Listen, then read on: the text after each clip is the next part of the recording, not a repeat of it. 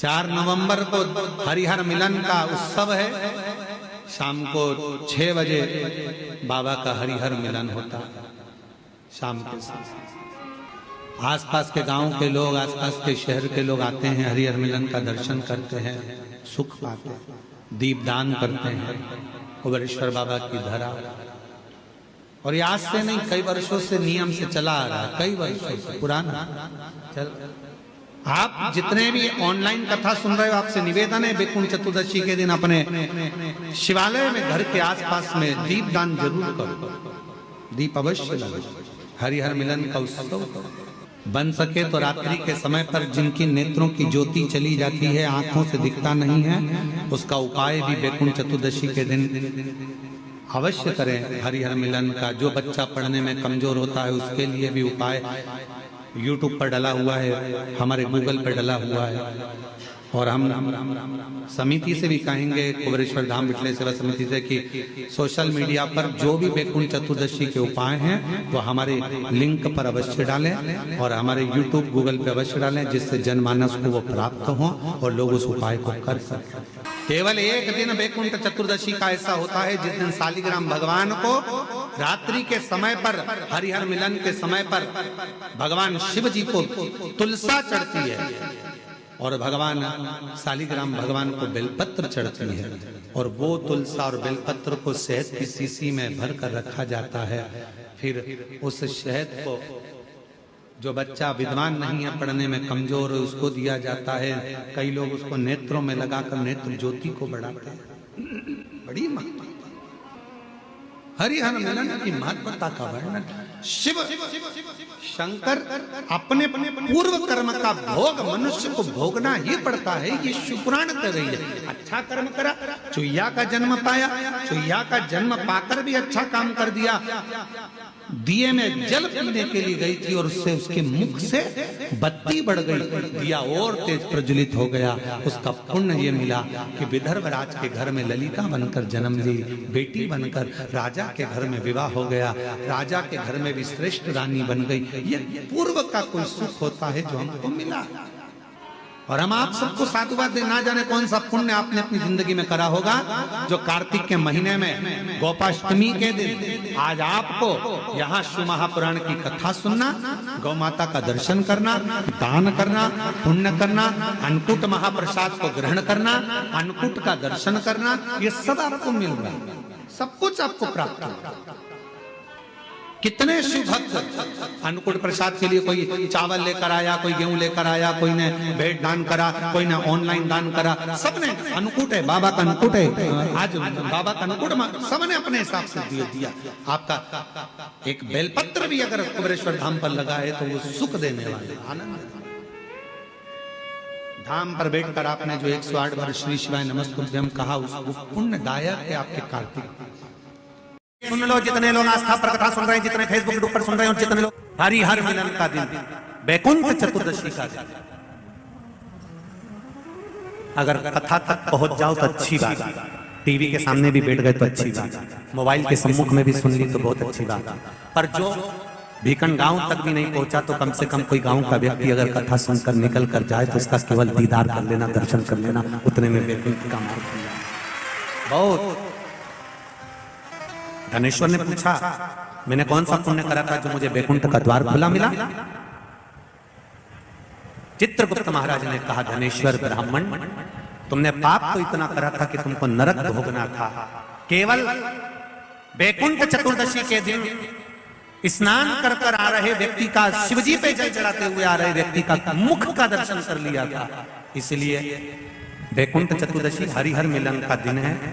वैकुंठ चतुर्दशी के दिन भगवान विष्णु और भगवान शंकर, इन दोनों का गुणगान गाना चाहिए, दोनों का भजन करना चाहिए, दोनों का मंत्र जाप करना चाहिए, दोनों का।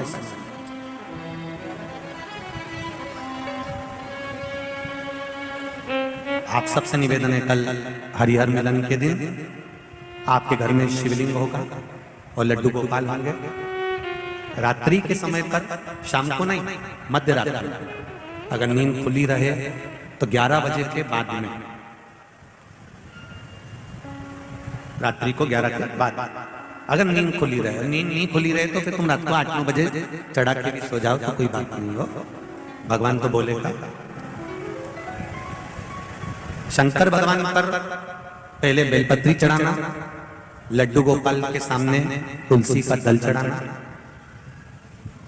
अपने मन की कामना कर कर हरिहर मिलन कराना। थोड़ी देर तक या तो सवेरे के समय ही चढ़ा दो, दिन भर चढ़े रहने दो, रात्रि के समय पर जब फ्री हो जाओ तब घी का दिया लगाकर बेलपत्री उठाना, वो उठाकर भगवान शालिग्राम जी पर या लड्डू गोपाल पर या मेरे कृष्ण पर या नारायण पर या भगवान विष्णु पर, जो भी तुम्हारे यहाँ मूर्ति हो लड्डू गोपाल की आदि की, उन पे चढ़ा देना और भगवान की तुलसी उठाकर अपनी कामना कर कर मेरे देव अधिदेव महादेव के शिवलिंग पर चढ़ा देना।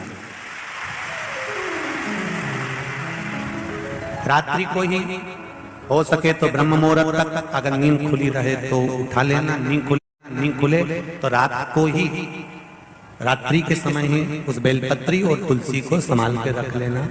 वही बेलपत्री तुलसी विद्या के लिए, और जो बच्चा माइंड से तकलीफ में रहता है, जो बच्चा पलंग पर गंदगी करता हो या जिसका विवेक बुद्धि स्थिर नहीं रहती हो, उसके लिए ये बेलपत्री और तुलसा हमेशा कार्य आती है।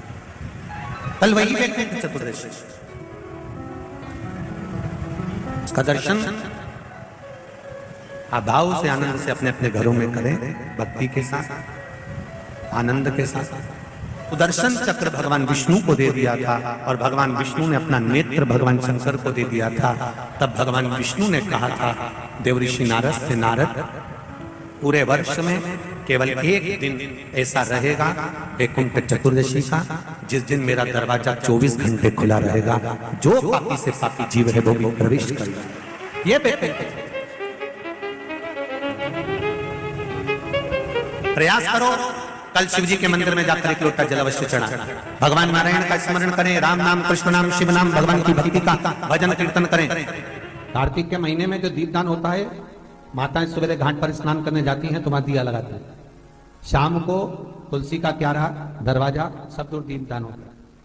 केवल कार्तिक के महीने में पूरे महीने जो दीपदान होता है वो शाम के समय पर, सुबह के समय पर, आप जब सुंदर कार्तिक स्नान कर रही हो तब या शाम के समय पर दीपदान करती हो। पर पूरे कार्तिक के महीने में केवल एक दिन ऐसा होता है जिस समय शाम को दीपदान नहीं होता, बल्कि मध्य रात्रि में दीप का दान होता है। कौन सा दिन है वो? पूरे कार्तिक के महीने में केवल एक दिन ऐसा होता है जिस दिन मध्य रात्रि में दीपदान होता है, ना सुबह ना शाम। हाँ, सुबह शाम आप तुलसी जी को लगा रहे हो अपनी जगह पर, पर तुम अगर कार्तिक के महत्तम का स्मरण कर रहे हो, कार्तिक का स्नान कर रही हो, कार्तिक नहा रहे हो, या कार्तिक का व्रत कर रहे हो, या पचमीगन का व्रत कर रहे हो, या भीष्म पंचक का व्रत कर रहे हो, या कार्तिक स्मरण का व्रत कर रहे हो, कार्तिक का अनुष्ठान कर रहे हो, तो उसमें एक दिन ऐसा होता है जिस समय सुबह शाम दीपदान का फल नहीं है, रात्रि के मध्य में दीपदान का फल है, और वो है बैकुंठ चतुर्दशी का दिन। पूरे कार्तिक के महीने में केवल एक ही दिन रहता है जिस दिन शाम के दीपदान का फल नहीं है, मध्य रात्रि के दीपदान का फल।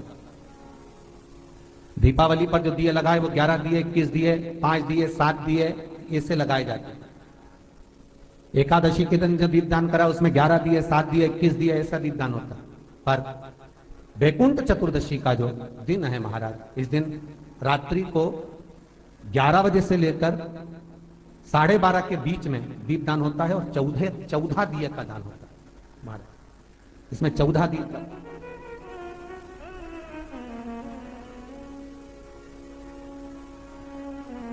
चौदह दीपों का दान है। निवेदन है आप सबसे कि प्रयास करना कि घर के बाहर आप एक दीप, जहां पर आपका जलाशय है, पानी का स्थान है, वहां रख दें, और एक दीप तुलसी के क्यारे के पास रखें, बाकी के दीप आप घर के बाहर लगा दें। 14 दीप। नारायण भगवान शंकर से मिलने के लिए काशी गए थे। काशी कैसे पाए? तो भगवान विष्णु बोले काशी आने का कारण केवल इतना है कि बैकुंठ में मन नहीं लग रहा, तो सोचा मेरे भोलेनाथ जी से मिल आऊं। देवऋषि नारद बोले मिलने भी ऐसे से आए जो कभी गिने चुने दिन तो आंख खोले। शंकर भगवान नेत्र खोलते ही नहीं है, वो तो नेत्र बंद करके बैठे थे। आप मिलने भी आए तो उनसे मिलने आए जो कभी नेत्र ही नहीं खोलते। मां जगतजननी जगदम्बा कह कहकर परेशान हो जाती तब भी तो नेत्र ना खोलते, और आप उनसे मिलने के लिए आए, वो भी काशी में। वो भगवान विष्णु बोले देखो, पहुंच गए भगवान विष्णु मणिकर्णिका घाट। आज भी मणिकर्णिका के घाट पर भगवान नारायण का मंदिर है।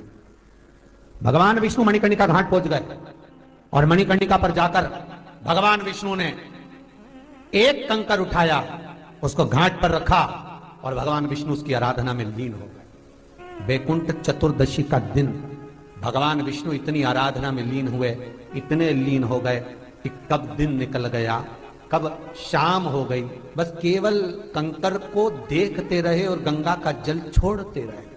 सुबह कब गई, शाम कब गई, मालूम नहीं पड़ा। मध्य रात्रि आ गई, तब भगवान विष्णु को लगा पूजन तो कर रहा हूं, स्मरण कर रहा हूं, पर दीप नहीं लगा। तब भगवान नारायण ने लक्ष्मी से कहा तुम दीप लेकर आओ। लक्ष्मी थाल लगाकर 14 दीप लगाकर शिव के सम्मुख लेकर आई महाराज, शिव के। इसलिए आज भी बैकुंठ चतुर्दशी के दिन सुबह और शाम के दीपदान का महत्व नहीं है। कब का है? मध्यरात्रि। मध्यरात्रि के दीपदान का महत्व।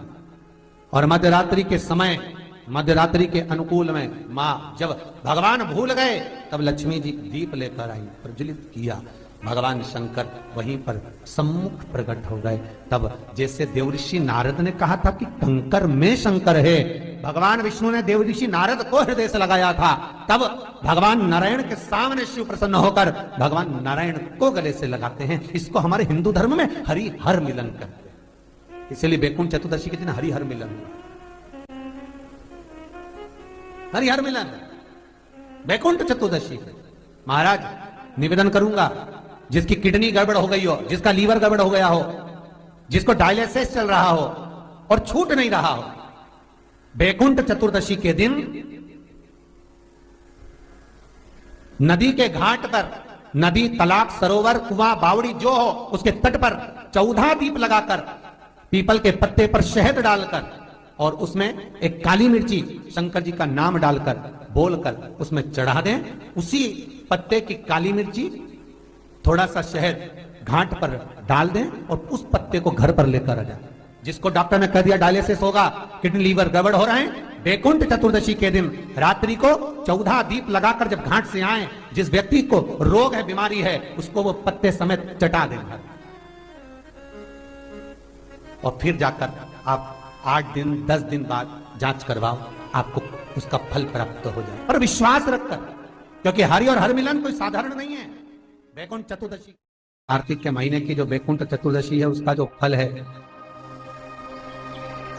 कोई कितना भी विद्या कर दिया, कोई कितना भी टोना कर दिया हो, कोई कितना भी किसी भी रूप में तांत्रिकता का भाव कर दिया हो, तो सीधे कहा लौंग और काली मिर्ची रखकर, बमूल के या गुलाब के कांटे रखकर उसको उतार कर उसकी धुनी लेने पर भी बैकुंठ चतुर्दशी के दिन तंत्र विद्या, अघोर विद्या कितनी भी कड़ी हो, वो नष्ट हो जाए,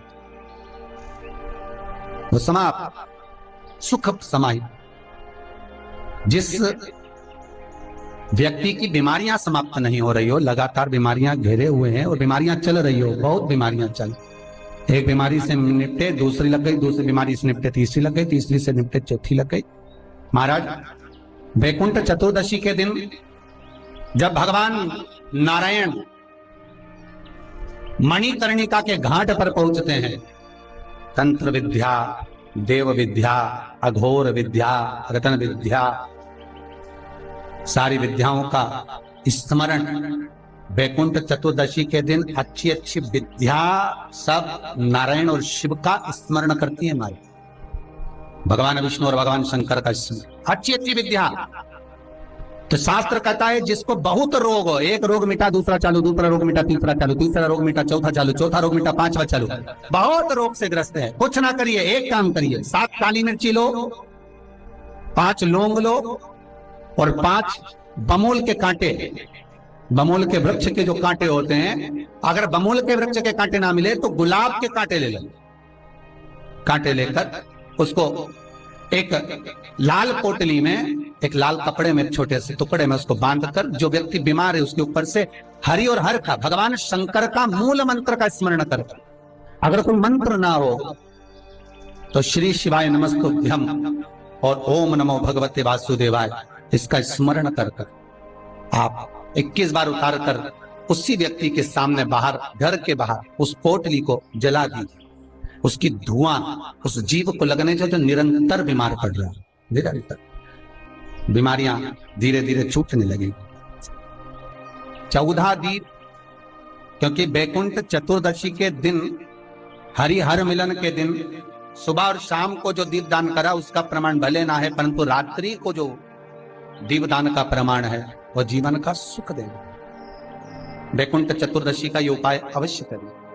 जिसको श्वास से जुड़ी हुई तरह प्रॉब्लम रहती है, दमे से जुड़ी हुई प्रॉब्लम रहती है, श्वास की बीमारी रहती है, या महाराज दिन रात खांसी चल रही हो, श्वास से जुड़ी हुई परेशानी चल रही हो, उसके लिए निवेदन है 7 लौंग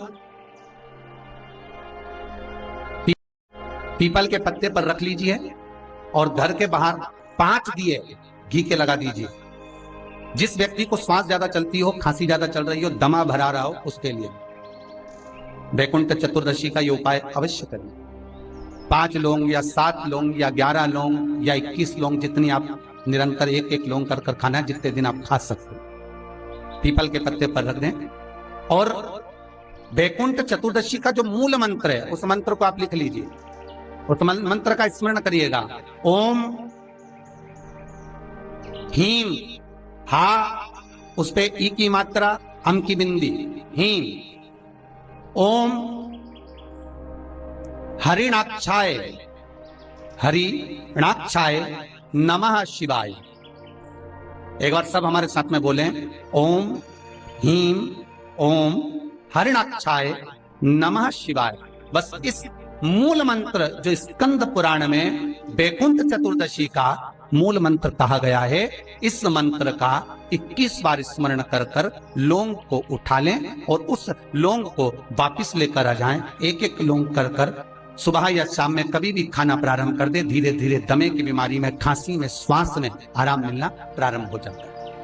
पर इस मंत्र को बैकुंठ चतुर्दशी के दिन रात्रि को जब आप 11 बजे से लेकर 12:30 के बीच में जब पीपल के पत्ते के ऊपर जब आप लौंग रखें, पीपल के पत्ते के ऊपर जब आप लौंग रखें, उस समय पर इस मंत्र का 21 बार स्मरण होना जरूरी है। महाराज इस मंत्र को जब, और यह मंत्र कोई साधारण नहीं है, फिर निवेदन करेंगे, यह मंत्र जीवन का सुख देने वाला है। जो मंत्र आपको बैकुंठ चतुर्दशी के दिन स्मरण करना है, उस मंत्र को एक बार फिर हमारे साथ में बोले, ओम हीम ओम हरिणाक्षाय नमः शिवाय।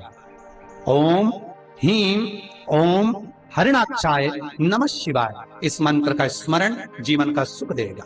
जिनको ज्यादा रोग हो, बीमारी हो, तकलीफ हो, कोई व्यक्ति वेंटिलेटर पर पड़ा हुआ है, ऑक्सीजन लग रही है, उसके लिए भी 1 लोटा पानी, उसमें दूध मिलाकर 5 बेलपत्र रखकर आप बैकुंठ चतुर्दशी के दिन उसके नाम का पानी आप हरि और हर को समर्पित कर सकते हैं। अगर मंदिर बंद मिले तो पीपल के पेड़ के नीचे आप चढ़ा सकते हैं, उससे 3 या 4 दिन में आराम लगना प्रारंभ हो जाएगा। पर मंत्र का स्मरण यही करें, ओम हीम ओम हरिणाक्षाय नमः शिवाय। इस मंत्र को जपें जो स्कंद पुराण का मूल मंत्र कहा गया, उसका स्मरण करेंगे रोग बीमारी आदि को मिटाने के लिए। मैं उनके लिए भी कहूंगा जिनकी नौकरी नहीं लग रही, सर्विस नहीं लग रही, बहुत तकलीफ में, बहुत कष्ट है और खूब हाथ पैर पटक रही है, कहीं नौकरी लगी नहीं रही है, लॉकडाउन हुआ जब से घर में ही बैठे हो, महाराज उनके लिए भी है। महाराज एक कमलगट्टा हाथ में रखिए, किसी जलाशय के पास में, अगर जलाशय दूर हो, नदी तालाब बावड़ी कुआं ये सब दूर हो, तो घर में ही एक तांबे के कलश में पानी भर लीजिए और कलश के पास में एक कमल गट्टा जो हाथ में रखा है उसको जल पात्र के पास में रखकर 7 दिए घी के लगाएं, 1 दिया चौमुखी सरसों के तेल का लगाएं। महाराज उसको रख लें और कमल गट्टा पास में रखकर जो मंत्र अभी आपको बताया, ओम हीम ओम हरिणक्षाय नमः शिवाय, इस मंत्र का जप करें एक माला और अपनी कामना कर कर वो कमल गट्टा अपने साथ में रख लें। जब किसी एग्जाम को देने के लिए जाएं, जब किसी इंटरव्यू को देने के लिए जाएं, वो कमल गट्टा आपके साथ लेकर जाएं, आपको सफलता प्राप्त होगी। जब फॉर्म भरें तो उसको अवश्य